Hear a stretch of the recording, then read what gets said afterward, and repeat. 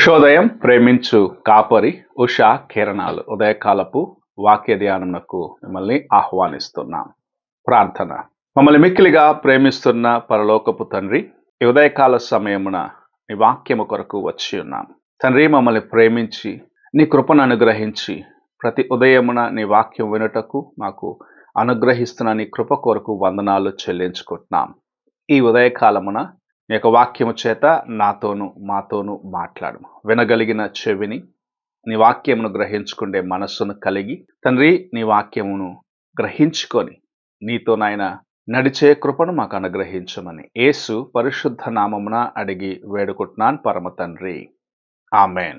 ఈ ఉదయకాలపు వాక్య భాగము మార్కు సువార్త 7వ అధ్యాయము 21వ వచనము నుండి 23వ వచనం వరకు ఉన్న వాక్య భాగమును చదువుకుందాం.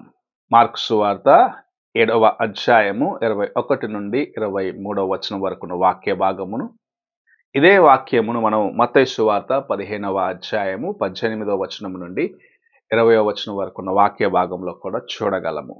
లోపల నుండి అనగా మనుషుల హృదయములో నుండి దురాలోచనలను, జారత్వములను, దొంగతనములను, నరహత్యలను, వ్యభిచారములను, లోభములను, చెడుతనములను, కృత్రిమమును, కామవికారమును, మత్సరమును, దైవదూషణయు, అహంభావమును, అవివేకమును వచ్చును. ఈ చెడ్డవన్నీయు లోపల నుండియే బయలువెళ్ళి మనిషిని అపవిత్రపరచునని ఆయన చెప్పెను. మనుషుని యొక్క హృదయము ఎలాంటిది అని ప్రభు మాట్లాడటం మనం చూస్తూ ఉన్నాం.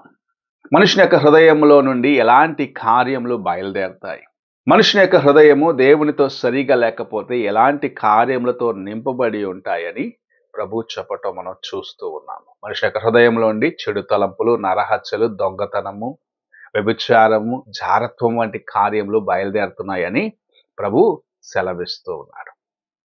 మనము దేవునితో సరిగా హృదయమును కాపాడుకొనకపోతే, దేవుని యొక్క వాక్యము చేత నీ యొక్క హృదయమును నింపుకొనకపోతే, నీ హృదయములో నుండి అనేక రకమైన చెడు తలంపులతో నింపబడిన కార్యములు బయలుదేరడం చూడగలము.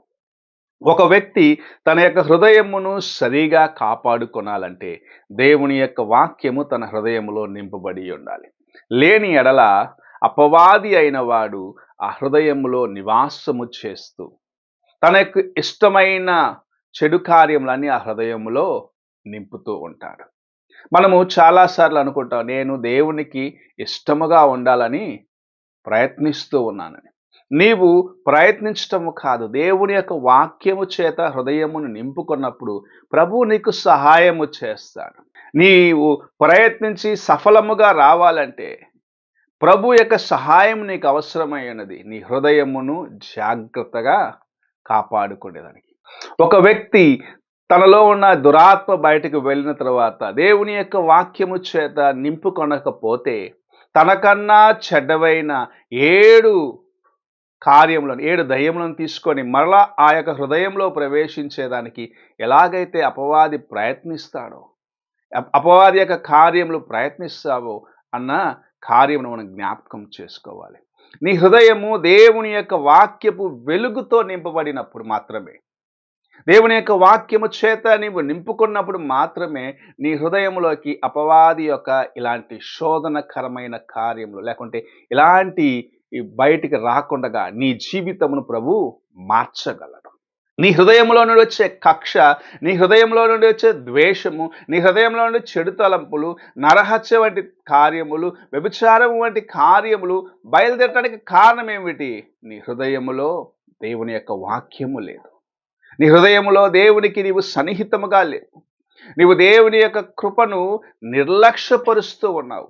తన యొక్క వాక్యమును నీవు నిర్లక్ష్యపరుస్తూ నీ హృదయంలో ఆయన వాక్యం నింపుకొనని దాన్ని బట్టి అపవాది అయిన వాడు అక్కడ చిర నివాసమును కలిగి ఉండేదానికి ఇటువంటి కార్యములను తీసుకొచ్చి నీ హృదయంలో నింపుతూ ఉన్నాడు. ఈ ఉదయకాలమున నీ హృదయము దేవునితో సరిగా కాపాడుకోవాలని, లేకపోతే దేవునితో సరిగా ఉండాలని నీవు ఆశించినట్లయితే నీవు చేయవలసిన మొదటి కార్యము దేవుని యొక్క వాక్యము చేత నీ హృదయమును నింపుకొనుము. కీర్తనాకారుడు మనకు నేర్పిస్తున్న అతి ప్రాముఖ్యమైన కార్యం అదే. మొదటి కీర్తనలు మనం చూసినట్లయితే దుష్టుల ఆలోచన చొప్పున నడవక, పాపుల మార్గం నిలవక, అపహాసకులు కూర్చుండు చోట కూర్చుండక, యెహోవా ధర్మశాస్త్రమందు ఆనందించుచు దివారాత్రములు ధ్యానించువాడు ధన్యుడు. మొదటిగా నీవు ఎవరితో ఉండకూడదు, ఎలాంటి కార్యములు చేయకూడదు అని చెప్పిన తర్వాత ప్రాముఖ్యమైనది దేవుని యొక్క వాక్యమును దివారాత్రములు ధ్యానించమన్నాడు. ఆ వాక్యమే ఇలాంటి కార్యములు నీ హృదయములోకి స్థలము చేసుకొనకుండగా నిన్ను కాపాడుచు ఉన్నాయని దేవుని యొక్క వాక్యం సెలవిస్తుంది. ఆ వాక్యమే ఎటువంటి శోధనలకు నీవు తప్పించబడేదానికి నీకు సహాయముగా ఉంటుందని దేవుని యొక్క వాక్యము సెలవిస్తున్నది. నీలో నుండి చెడు తలంపులు, చెడు కార్యములు రాకుండా ఉన్నట్లుగా నిన్ను ప్రతి దినము కాపాడుకొనాలని ఆశించినట్లయితే, దేవుని యందు భయభక్తులు కలిగి ఆయన వాక్యమును నీ హృదయములో దాచిపెట్టుకొని నెమర వేసుకున్నట్లయితే, ఎలాగూ ఒక గేదె తాను గడ్డి తిన్న తర్వాత ఒక స్థలములో కూర్చొని వాటిని మరలా ఆ గడ్డిని మరలా నెమర వేసుకుంటూ అందులోని సారమంతా తీసుకొని వ్యర్థమైన వాటిని బయటికి పంపిస్తుందో, అలాగూ దేవుడి యొక్క వాక్యమును నెమర వేసుకొని నీ జీవితమునకు కావాల్సిన సారమును పొందుకోవాలని, నీ హృదయములో ఉన్న చెడు కార్యములన్నిటి బయటకు తీసివేయాలని ప్రభు ఆశిస్తూ మాట్లాడుచూ ఉన్నాడు. నీవు ఆయన మాటకు లోబడతావా? లోబడినట్లయితే నీవు ధన్యుడవు. లేని ఎడల నీ జీవితము అపవాదికి, తన యొక్క అనుచరులకు ఇష్టమైనదిగా మారిపోతుందని ప్రభు హెచ్చరిస్తూ ఉన్నాడు. ఈ ఉదయకాలమున దేవునికి ఇష్టమైన జీవితంను జీవిస్తావా? నీలో ఉన్న బలహీనతలను సరి చేసుకుంటావా? ఆయనకు సన్నిహితం అంటావా? ఒక్కసారి నీవు పరీక్షించుకో. ప్రార్థన చేసుకుందాం. మమ్మల్ని మిక్కిలిగా ప్రేమిస్తున్న పరలోకపు తండ్రి, ఈ ఉదయకాల సమయమున నీవు మాకిచ్చిన ఈ కొద్ది హెచ్చరికను బట్టి స్తోత్రములు చెల్లించుకుంటున్నాం. దేవా, మా హృదయంలో నుండి బయలుదేరే కార్యములు ఎలాంటివో మేము గ్రహించుకొని వాటికి నాయన దేవా మేము దూరముగా ఉండటం, అనగా నీకు ఇష్టం లేని కార్యములకు మేము దూరముగా ఉంటూ నిన్ను నాయన మాకు నాయన దగ్గరగా నిన్ను చేరువయ్యేదానికి మాకు సహాయము చేయండి. నీ వాక్యము చేత హృదయమును నింపుకొనుటకు, నీ వాక్యము చేత దేవా మా జీవితము చక్కపరుచుకున్నటకు మాకును సహాయము చేయమని యేసు పరిశుద్ధ నామమున అడిగి వేడుకుంటున్నాను పరమ తండ్రి, ఆమేన్. తండ్రి అయిన దేవుని ప్రేమ, కుమారుడైన క్రీస్తు కృప, ఆదరణకర్త అయిన పరిశుద్ధాత్మిక సహవాసం ఇప్పుడును ఎల్లప్పుడూ సదాకాలము తోడయుండి నడిపించునుగాక. ఆమేన్.